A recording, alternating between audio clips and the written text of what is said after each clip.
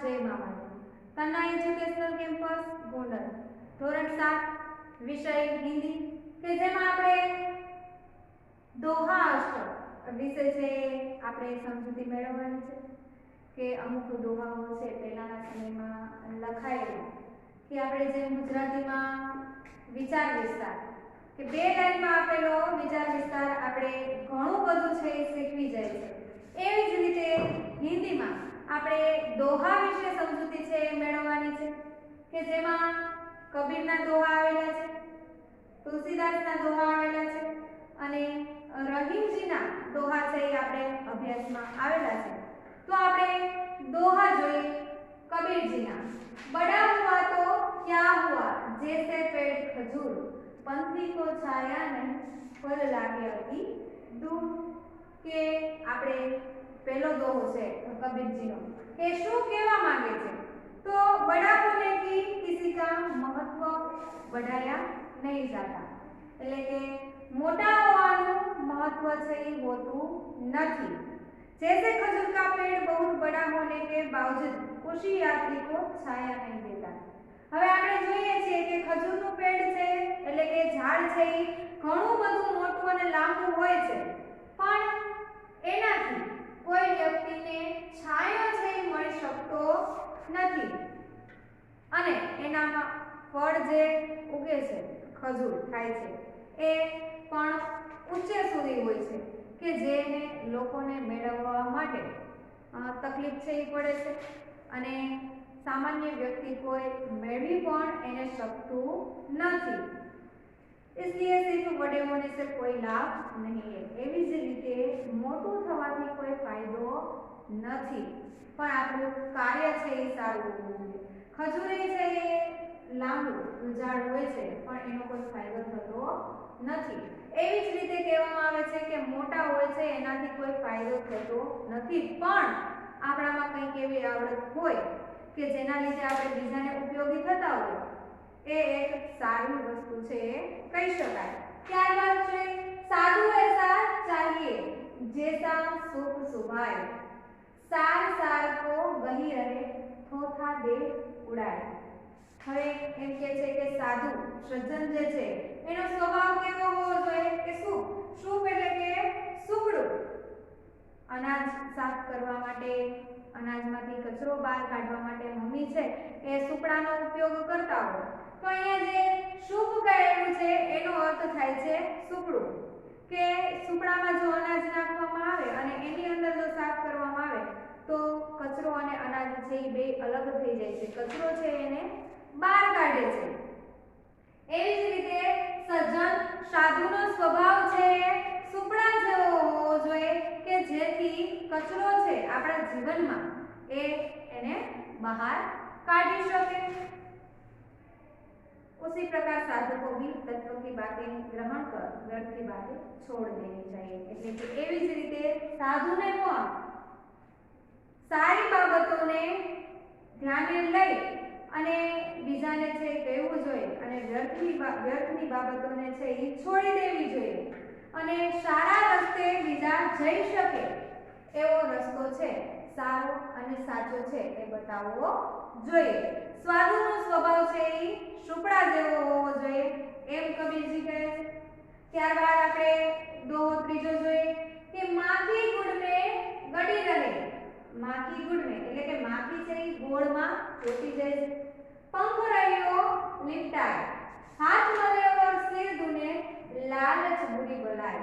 એટલે કે માખી છે એ ગોળમાં ચોટી જાય છે પણ માખી છે એ ગોળની મીઠાશથી લાલચમાં છે એ જાય છે અને એની ચિકાસને કારણે એની પાંખો છે એ પાતળી હોય છે એ છે એમાં ચોટી જાય છે। પેલા માખીને છે મીઠાશની લાલચ લાગે છે અને એની પાસે ચોટી જાય છે।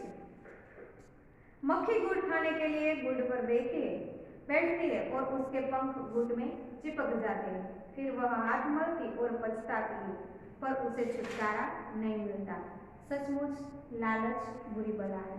એમાં કહેવામાં આવે છે કે માખી મીઠાશના લીધે ગોળ પર બેસે છે અને એમાં એની પાંખ છે એ ચોટી જાય છે અને છેલ્લે પછી એને અફસોસ થાય છે કે હું અહીંયા ન આવ્યો હોત તો સારું હતું પણ પછી પછતાવાથી કોઈ જ ફાયદો નથી અને જે એની લાલચ છે એના લીધે એ હેરાન થાય છે. એટલે કહેવામાં આવે છે કે લાલચ બુરી બલા હે. કોઈની પણ કોઈ જાતની લાલચ આપણે ક્યારેય રાખવી જોઈએ નહીં. એવું અહીંયા આપણને શીખવવા માટે અહીંયા દોહા આપેલો છે. ત્યારબાદ तुलसीदास दोहा આપેલા છે એ જાણીએ. तुलसी इस संसार में भांति भांति के लोग, सबसे मिल मिल चाहिए नदी नाव संजोग. तुलसीदास कहते हैं इस संसार में तरह तरह के लोग हैं, એટલે કે ઘણા પ્રકારના લોકો છે. नदी और नाव के सहयोग की तरह हमें सबके साथ हिल मिलकर रहना चाहिए. એટલે કે બધાની સાથે હળી મળીને આપણે રહેવું જોઈએ.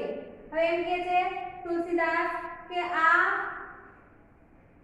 આપણે પૃથ્વી ઉપર ઘણા પ્રકારના લોકો આપણને જોવા મળે છે અને બધાના સ્વભાવ છે એ અલગ હોય છે. तुलसी इस संसार में भांति भांति के लोग, એટલે કે અલગ અલગ પ્રકારના લોકો છે એ હોય છે. सबसे हिल मिलकर चाहिए नदी नाव संजोग, એટલે કે નદી અને નાળાઓ બધા ભેગા થઈ અને છેવટે છે એ દરિયામાં પડે છે. તો એવી જ રીતે હળી મળી અને આપણે આપણું જીવન છે એ વિતાવવું જોઈએ એવું તુલસીદાસ આ દોહામાં કહેવા માંગે છે.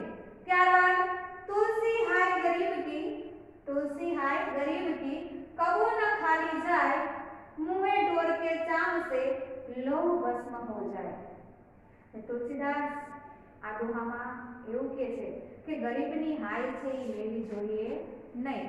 કે ગરીબને હાય એટલે કે દુખી કરવું, કે દુખી થઈ અને અંદર એના આત્માથી ડૂબાઈ અને તમને કોઈ શબ્દ કહે તો એ ખરાબ છે.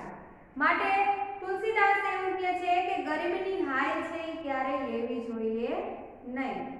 तुलसीदास जी कहते हैं कि गरीब की हाय कभी निष्फल नहीं जाती. मरे हुए जानवर के चमड़े से बनी धोपनी से लोहा भी जलकर राख हो जाता है. કે ચામડાની ધોપની હોય કે એના ઉપર લોઢાને છે એ પીટવામાં આવે છે અને જો એનાથી એ ભસ્મ થઈ જતું હોય અને ભસ્મ થઈ જાય છે એવું કહે છે કે ચામડાથી લોઢું પણ ભસ્મ થઈ જાય છે. એવી રીતે ગરીબની હાય છે એ લેવી જોઈએ નહીં. એની हाय છે એ નિષ્ફળ જાતી નથી. અર્થાત કभी किसी गरीब की हाय नहीं लेनी चाहिए. માટે ગરીબની હાય ક્યારેય લેવી જોઈએ નહીં.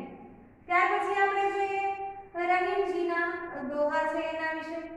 रहीमन धागा प्रेम का मत तोड़ो चटकाए, टूटे से फिर ना जुड़े गांठ पड़ जाए. ને આ દોહામાં એવું કહેવામાં આવ્યું છે કે પ્રેમનો જે ધાગો છે એ ક્યારેય તોડવો જોઈએ નહીં. ક્યારેય એવી વાત આપણે ન કરવી જોઈએ કે વ્યક્તિઓ વચ્ચે મન દુઃખ છે એ થાય અને જો એ એકવાર મન દુઃખ થાય તો એ પાછું છે એ જોડાતું નથી. रहीम जी कहते हैं प्रेम के धागों को जल्दबाजी में नहीं तोड़ना चाहिए. यह धागा एक बार टूट जाने पर वह जुड़ता नहीं और यह जुड़ता है तो उसमें गांठ पड़ जाती है. अर्थात प्रेम में पहले जैसी मिठास नहीं रहेगी. હવે એમ કહેવા માંગે છે કે જો આપણે એકબીજા વચ્ચે મન દુઃખ થાય છે તો વ્યવસ્થિત જોડાતું નથી અને કદાચ આપણી સુલેહ પણ થઈ જાય તો પહેલા જેવી મીઠાશ સંબંધોમાં રહેતી નથી. હવે આપણે જોઈએ કે આપણું કપડું હોય છે એ ફાટી જાય છે અને પછી મમ્મી એમાં સિલાઈ કરી અને આપણને પહેરાવે છે તો પહેલા જેવું એ કપડું આપણને લાગશે નહીં. સિલાઈ છે દેખાશે. એને આપણે શું કહેશું? મમ્મીએ છે સિલાઈ કરી લીધી તો કે સિલાઈ છે એ આપણને સાંધેલું કહેવાય. તો કે પહેલાનું કપડું અને સીવેલા પછીનું કપડું બેમાં છે બંનેમાં આપણને અંતર જોવા મળશે.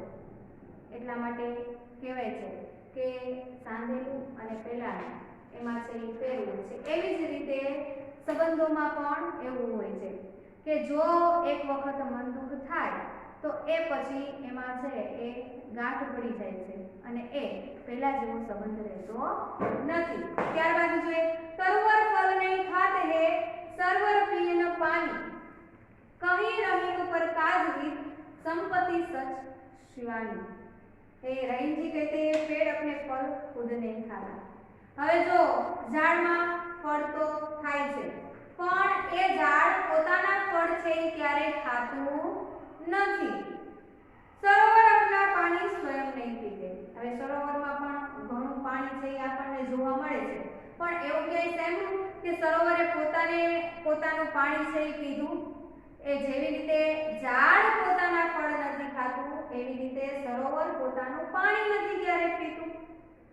इसी तरह सज्जन लोग दूसरों का भला करने के लिए संपत्ति का संग्रह करते हैं.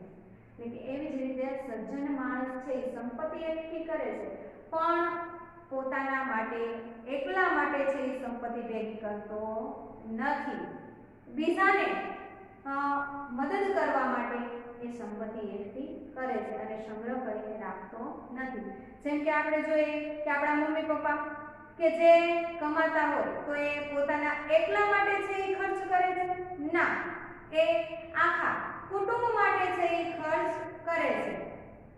એવી જ રીતે અહીંયા કહે છે કે તરુવર ફળ નહીં ખાતે સરવર પીને પાણી, કે ઝાડ છે એ પોતાનું ફળ પોતે જ ખાતો નથી, સરોવર છે એ પોતાનું પાણી છે એ પોતે પીતો નથી અને સજ્જન માણસ છે એ પોતાના એકલા માટે એ કોઈ દિવસ સંપત્તિ ભેગો કરતો નથી, સંગ્રહ કરતો નથી.